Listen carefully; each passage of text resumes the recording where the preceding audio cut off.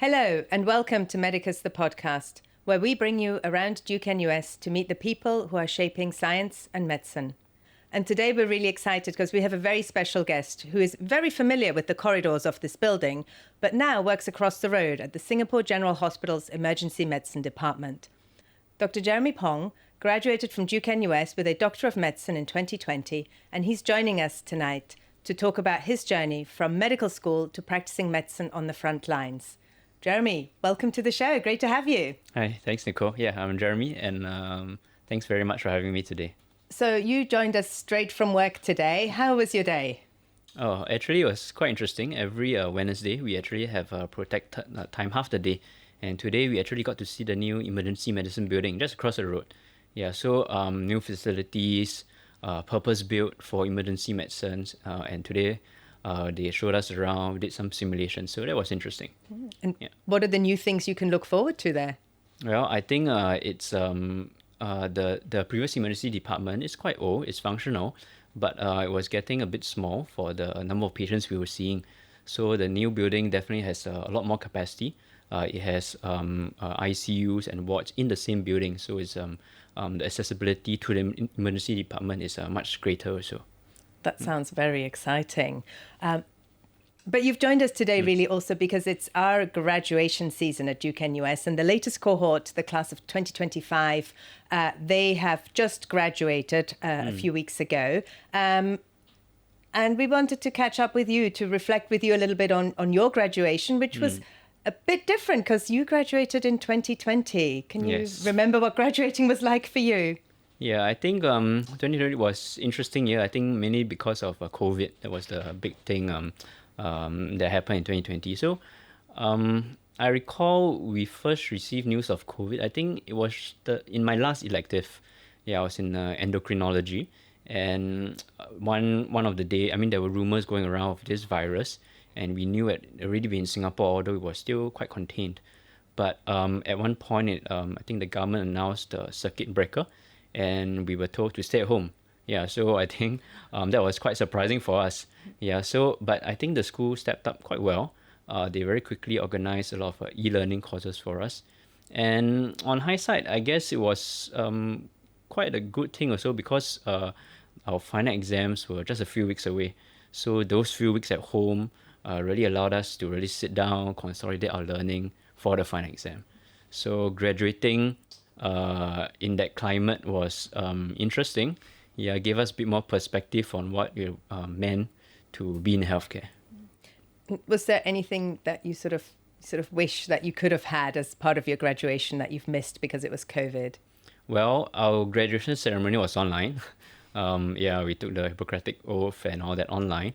But I think most of us, although yes, it would be nice to have a proper graduation ceremony, which we eventually did. I think all of us were raring to go, because we saw that clearly there was a need. I know that we trained 4 years for this. Perhaps it would be nice to have had a graduation ceremony at that time. But I think none of us were too fast about it. Yeah.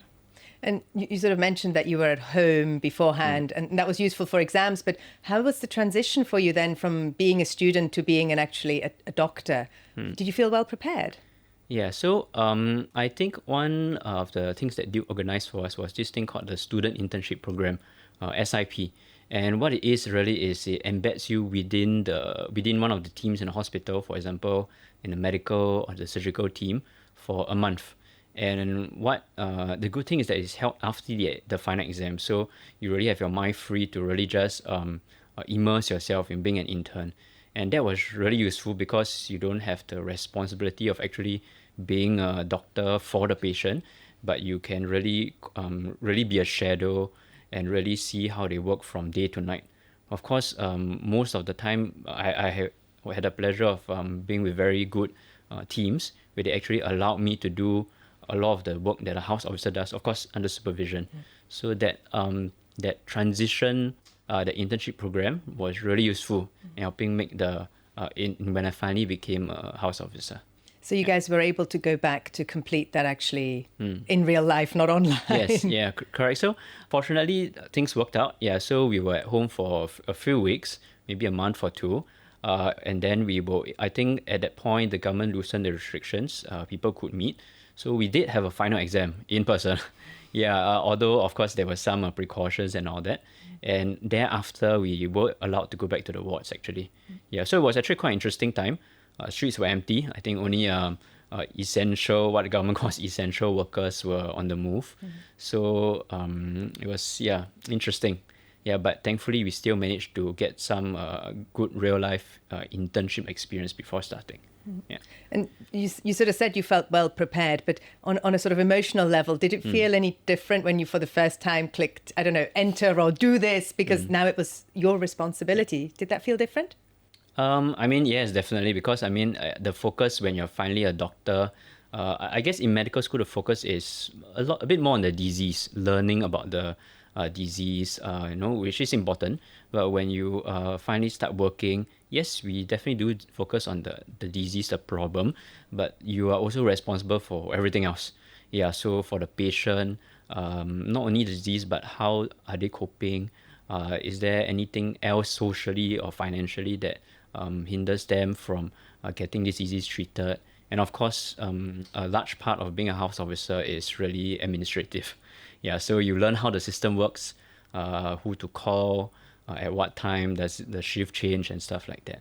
So there definitely is a bit of a transition when you finally switch over to work from medical school. But the internship program and of course the hospital that I started out in also had programs to kind of ease us in. Yeah, so that was all right.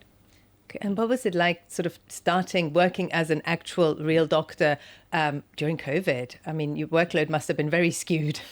Yeah, I mean, I started during COVID, so I guess that's all I've ever known, so I took it to be the norm.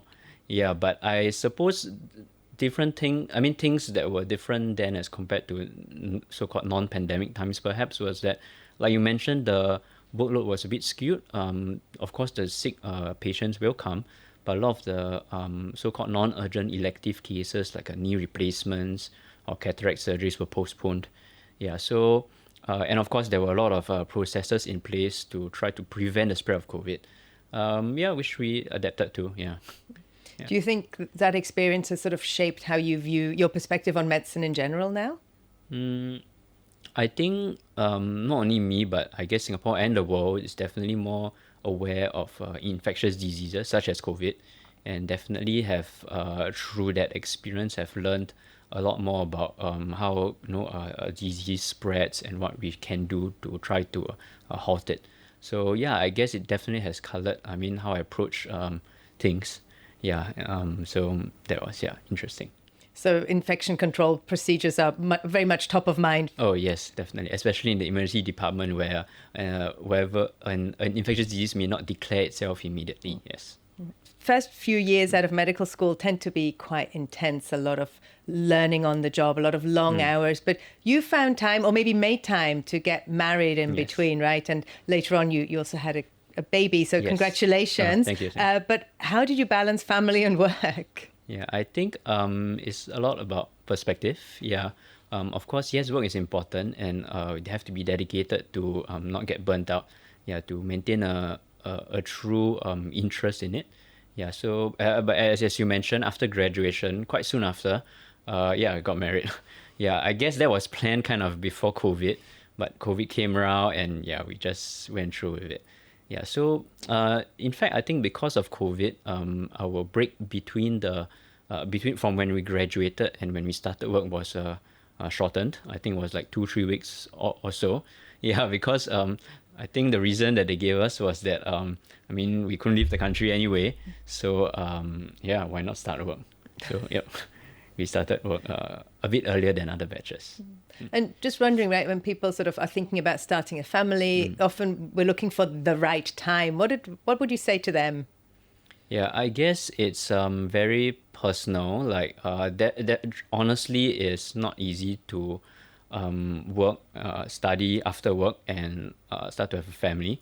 But that the answer to the question is very personal to each couple, to each individual, and I guess what you want out of your career, out of your marriage and stuff like that. Of course, you definitely need a very supportive partner. So let's talk a little bit about your med school years, right? Which we've sort of skipped so far. But at what point did you actually know you wanted to be a doctor? Well, my undergraduate degree was actually in biomedical science. So, and I was really interested in that. So I did, I think, a research project in my second year of undergraduate studies. And although that was really interesting, I really identified with the curiosity and intellectual rigor of research. But it was a little far removed from the people I was actually trying to help. Like you weren't sure whether your research would have any fruit in the next week, in the next 10 years, or perhaps never. Yeah, so I craved something with a little bit more immediacy, where you could see the fruits of your labor. Yeah, so to that end, I explored something adjacent to science, public health, and I was very fortunate to get an internship at I think was then called the Communicable Disease Center, which I think now is called National Center for Infectious Disease (NCID). Yeah, so it was there. I did public health research, and we went around the whole of Tan Tock Seng, 仁慈 some nursing homes, swabbing everyone for certain bacteria, yeah, to see the drug resistance and all that. Yeah, and I was through the project, interacting with my team, patients, allied health doctors, that I got my first glimpse into medicine. And I thought that, hey, this is something that I find meaningful, and it's something that I could see myself doing. So after that, I applied to Duke, and yeah, the rest is history. Yeah. But it must have taken quite a bit of courage, right? It's not a small undertaking to start medicine. Did you? I think, yeah, definitely. I mean, because at least for Duke-NUS people, we have undergraduate degree. Some of us work, and then we go to Duke-NUS, which is another 4 years. So I guess some people may think that they're a bit behind in life, but I always thought that if you found something that you would really like to do, that you find meaning in, and you can sustain, even though, yeah, it may be a bit delayed compared to your peers, but it was still worth it, at least to me. Yeah. And why did you pick Duke-NUS and not, say, somewhere overseas, for example? I think I've always, I guess, wanted to work within Singapore, possibly because of family familiarity, and Duke-NUS was a natural choice for that.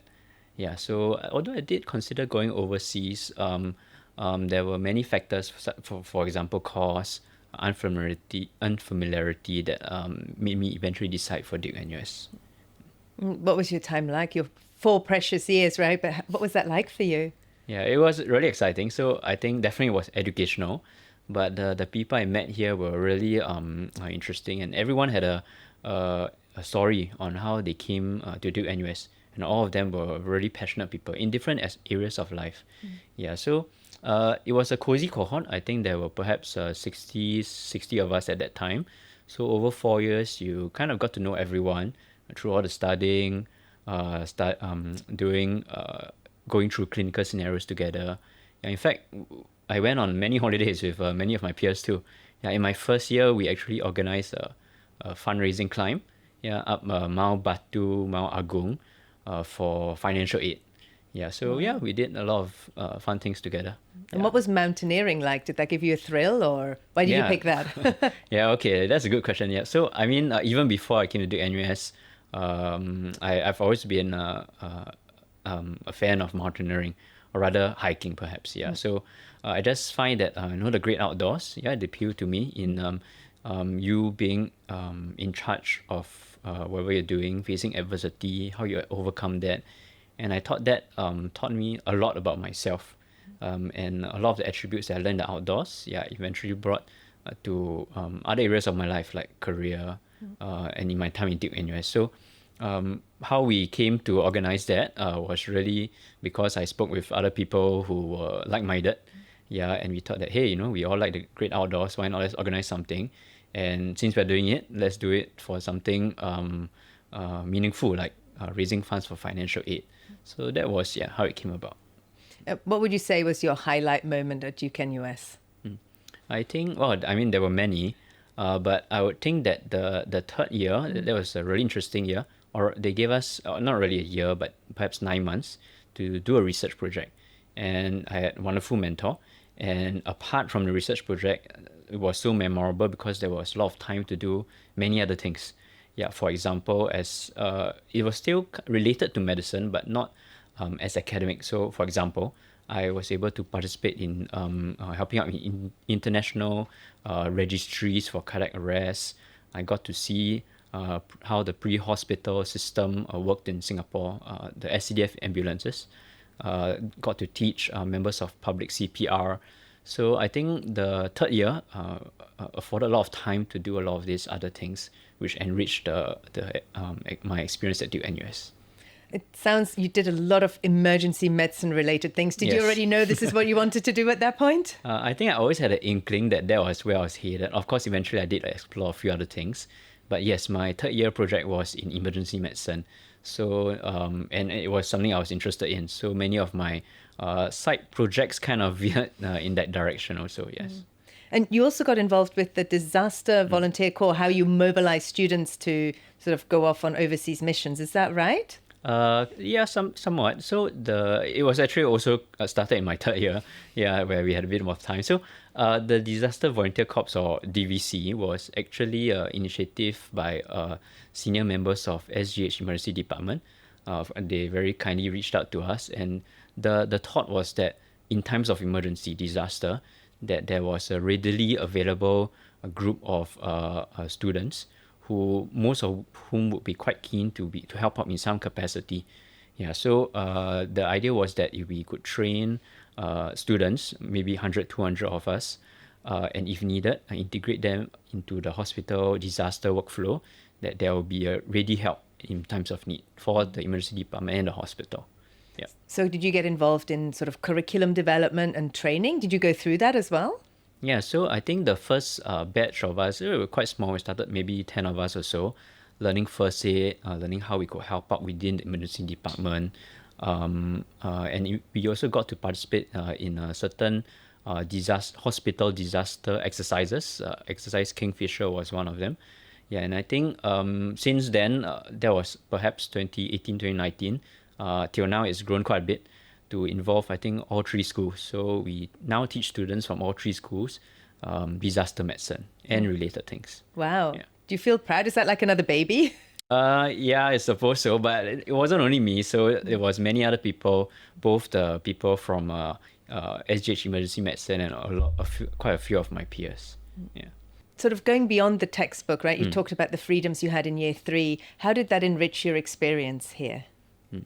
I think, we've learned about medicine for year 1, year 2, year 3, but doing all these extracurricular, still educational activities really allowed me to put whatever I've learned to use in a practical way.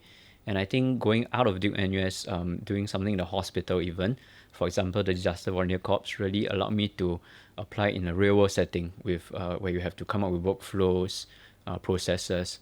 So that was definitely enriching. Yeah, I guess, and it prepared me a bit for what life was like as a working life was like. Yeah. All right. Let's talk a little bit about how you then found your way into emergency medicine residency, because you knew you wanted to do emergency medicine most likely, but you didn't rush into it. So can you tell us a little bit about your thought process there? Okay. I think even in medical school, I was interested in emergency medicine. So I started work as a house officer, and I think you have to go through 3 different departments. For me, I did internal medicine, general surgery, orthopedic surgery, and then and then you could choose which specialties or departments you could try your hand in. Yeah, so to the end, I actually tried a few other specialties. I did 6 months in cardiology and anesthesia, and 2 years in emergency medicine. Yeah, so I before think, you enrolled in residency. Yeah, before I started. Oh wow! Residency. Really try before you buy. Yeah, kind of. Yeah, so I think and looking back, I think all the experiences I had in the various departments were very useful, and really helped me in my decision to finally join emergency medicine. Yeah, so I think in choosing a specialty, it's really important to understand both yourself and the specialty. And I guess why I gravitated towards emergency medicine, even in medical school, is probably a combination of my personality, interests, experiences. But as you mentioned, I think it's important to actually work in the department to actually see if reality meets your expectation, your idea of it, before you get into it for hopefully your entire life. So yeah. And the 2 years of doing emergency medicine, did you try different emergency rooms around Singapore as well? Oh yeah, definitely. I went to SGH across the road, Sengkang Hospital, and Changi Hospital. And as a student, I was also in Tan Tock Seng Hospital. So yeah, I went around a bit. And you saw Yeah, some of before- Singapore's busiest ERs, huh? Yeah. If I hadn't made it into the residency, I'd probably have tried some other emergency departments also. Okay. And you tried cardiology and you tried anesthesiology Yes. as well. Why did you pick those two? I think if you perhaps you could start to see a trend where emergency medicine, cardiology, anesthesia, they're all rather acute. Yeah, the patients some tend to be a bit sicker. Yeah, so I guess I gravitate towards emergent situations whereby you can do something immediately with quite instant results. So perhaps it's a bit of my nature. Yeah, I guess not everyone would like emergency medicine. So that's why it's quite important to know yourself, whether you would actually like what you're doing, because every specialty is different. We need good doctors in all specialties, but each specialty requires a different character that will thrive in it. Yeah. I guess just curious then, surgery also seems to the outside world at least something where you have a very direct impact in making people better. That didn't appeal to you or attract you? I mean, I did consider it for a while, but to my understanding, the lifestyle of surgery is quite demanding, rightfully so, because I mean they're really operating on patients for many hours, and I guess you brought up an important point in that when choosing a specialty, it's really important to consider the lifestyle, the working hours practically, and whether it's something that you're ready to sacrifice, whether it's something you're willing to go through, before committing to it, lest one gets burnt out or drops out halfway during the residency. Although I admire you because, I don't know, emergency medicine sounds stressful and long too. Yes, it's not for everyone. Yeah. Okay. And what did you gain by doing those additional rotations beforehand? What sort of made that help you be certain about, perhaps? I think emergency medicine spans the entire breadth of medicine. You got to know kind of a little bit about everything. So any rotation is useful in that sense. Yeah, but of course, specifically to cardiology and anesthesia, a lot of the care was in sick acute patients. So that knowledge was definitely very useful even when I joined emergency medicine. Yeah, so it was I enjoyed my somewhat long journey to finally deciding on the residency. And do you have an interview to get into the residency program? Oh yes, definitely. Yeah. What did your interviewer make of your experience and your thoroughness? Well, they didn't exactly say, but I would like to think that they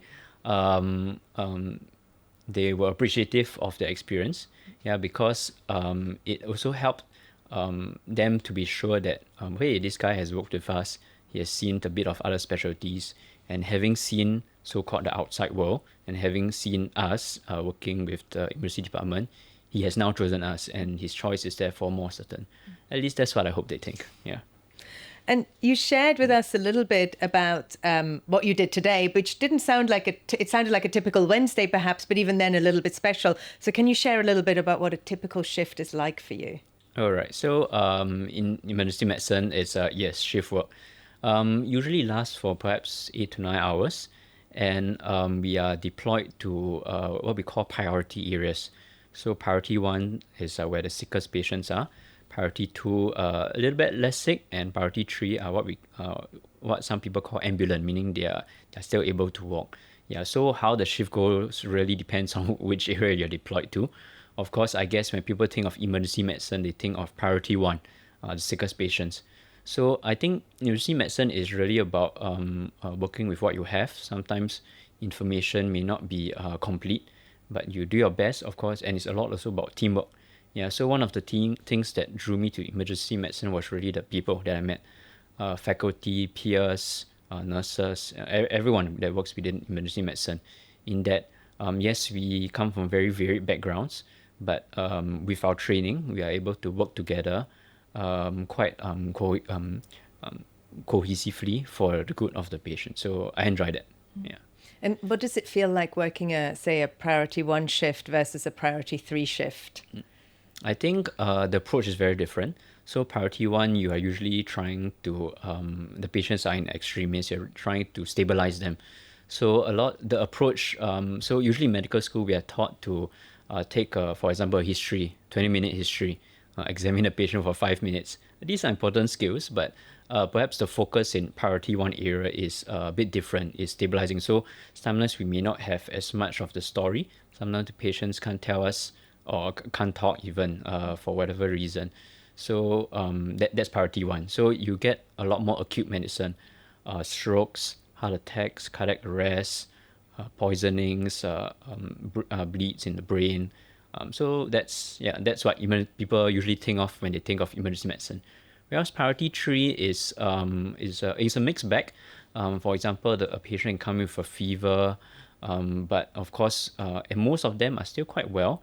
Although the key of, or rather the interesting thing about priority 3 is that there are always some patients who are actually sicker than they look. So it's important to still be vigilant to make sure that we don't miss anything that could possibly be dangerous. And I know HPB certainly and other agencies always encourage people, if it's not an emergency, don't go to the emergency room. Having seen it from the other side, what would your advice be? Especially now that you just mentioned some people may not look sick, but actually are quite sick. What advice can you give to a patient? Yeah, I guess that's a good promotion by the HPB. Yeah, so I guess if for someone, if they feel that they're quite well, they can go to the general practitioner or the polyclinic, then that's good. But a lot of times, if a patient feels they're unwell enough and they actually come to the emergency department, definitely we would still see them, because if they took the time to come, and of course it's not cheap, we do have a duty to see them. Yeah, so certain patients naturally are more educated than others, so and their subjective sensation of how sick they are differs. So although it's good to that this message is out there, to go to a general practitioner or polyclinic if the symptoms aren't as severe, if they do come and if they feel that the symptoms are severe enough, definitely we will see them. And do you have days when you ever wonder whether you've made the right decision? I guess, of course, as with everyone, there are days which are good, some are not so good. Yeah, so I guess it's important also to, yes, while we are dedicated to our work, to also be make sure it's sustainable. Yeah, so but that may mean different things to different people. So for some people it's family, for some people it's exercising, for some people, if needed, maybe it's even to take a step back. Yeah, so talking to the head of department, but really to as to your question, or as to whether I've ever considered my decision. Yeah, I have, but I think the things that motivated me to first join emergency medicine are the same, that of wanting to help people, and it being something that naturally interests me. And of course, I somewhat do it sustainably. So yeah, I think I'm all right. And what do you rely on to help make it sustainable for you? I think the first definitely is family. Speaking about family, that you need a supportive spouse, definitely, and of course not just a spouse, but parents, friends. Because honestly, with shift work, you'll be missing many things, many events, meals, even sometimes. So I think your social setup has to be supportive of whatever you're doing. And of course, for me, I'm a Christian also. So definitely my faith and what my outlook on life definitely helps with sustaining what I'm doing. And you're obviously in the middle of residency training, which is very clinical intensive. But do you consider yourself an aspiring clinician plus, as Duke-NUS likes to call their graduates? Yes, I think I had a good experience in my third year of medical school, whereby I did research. It was more statistics, big data driven. So and until now, I'm very interested in that. Yeah, but at least for now, the residency is 5 years. I'm only in my first, and my priority is really to be good and clinically to be competent as an emergency medicine specialist. So we actually have exams in our third year, and thereafter, actually, they do encourage research. So yeah, in the future, I do foresee myself picking that up again. All right, so we've covered how you got into residency. So I just wanted to spend a bit of time talking with you about what the future holds and maybe some advice you might have for, the juniors who are following, maybe in your footsteps or in other residency programs. But yeah, you're in residency. You mentioned first year of residency. What's on the horizon for you beyond those horrible exams in year 3? I think the main thing is the exams. Yeah, of course, along the way, we are rotated through different departments. Yeah, so I'm actually in anesthesia now for 3 months. So it's just going around for a few months for the first 3 years, really learning a bit from everyone so that we can bring it all back to our practice in the emergency department. But yes, the focus is still the exams, at least for the first 3 years. Yeah. And do you have any thoughts on where you want to go sort of long term? You finished residency, you're a consultant. What might your work look like, or where might you work?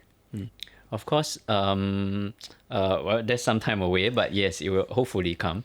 And I always thought I had a mentor when I was in year 3 medical school from here actually, who was really into international databases and really into pre-hospital care.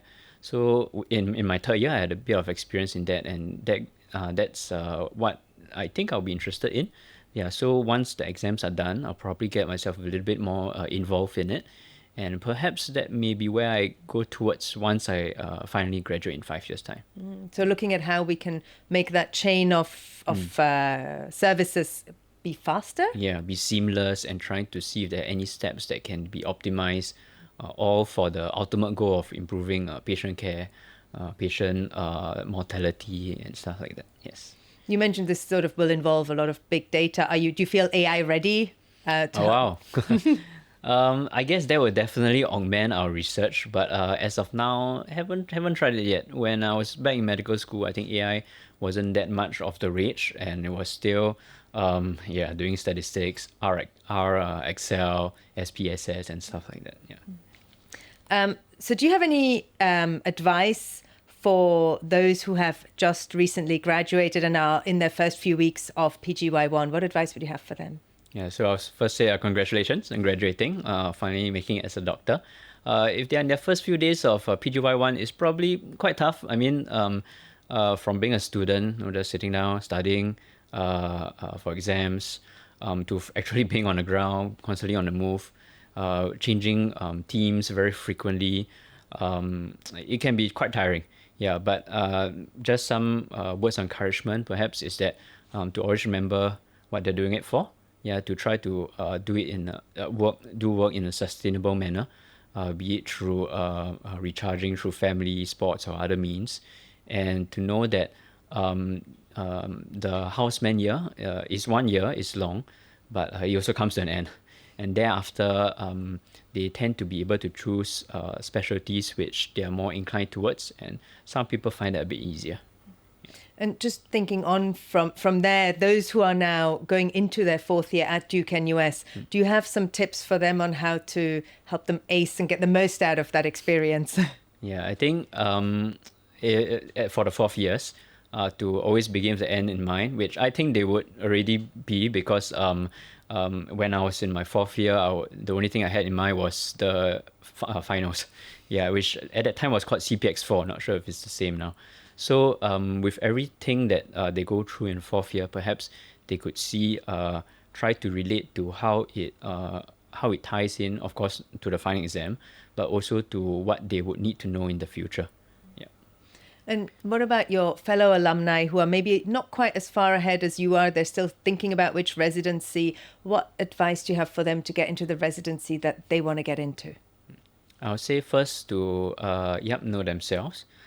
To try to understand what motivates them, what are they looking for in a career, and of course to actually work in the department, because the only way you truly know for sure if it's what you would like is to work in the department to see if it matches wherever you have thought it would be. And if it's a match, then that's great. Then perhaps they can try to apply for residency. No insider tips in terms of what's required to get into the chosen one? The thing is that right now a lot of residencies require you to actually work with them for a while. So Not much insider tips besides having to just applying to work first with them, usually through the what we call the medical officer posting exercise. And usually it lasts for 6 months.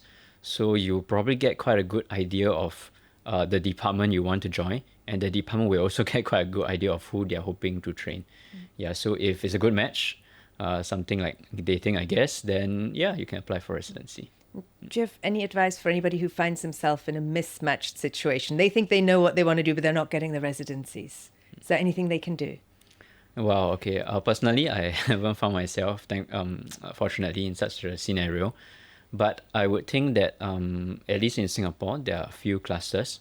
Perhaps they could, try their hand in another cluster. Perhaps a culture in another department may be more suitable for them. Yeah, and they could try to apply to another cluster. Okay. But before we end our conversation today, I do have to ask, it's been burning in my head for a while. Lots of TV shows do emergency medicine. It's their staple, right? From the ER in the 90s to the pit today. Are they getting it right? Yeah, I've actually watched the film, a few episodes myself. They get most of it right, actually. Perhaps not the intensity, but most of the cases that at least I saw in the first few episodes of the pit, we do see also in the emergency department. Just perhaps spread over a longer period and not 1 hour. But it is. That's quite typical of what we call a priority 1 shift, whereby the sickest patients, such as that scene and that show, come in. Yeah. But it's good to hear that you're not just living on adrenaline, that there is downtime in between. Oh, yes, definitely. I mean, everyone works differently. For me, I do enjoy the priority 1 shifts where, yes, like you mentioned, it's adrenaline filled. But I do enjoy the somewhat quieter priority 3 shifts also, where you get to spend time talking to the patient a little bit more than you would in priority 1. Yes. Thank you, Jeremy, for joining us tonight. I truly enjoyed our conversation. And thank you for joining us too. If you've enjoyed this episode and want to hear more about Duke-NUS, check out our past episodes or our digital magazine, the links to which are all available in the show notes. Till next time, bye!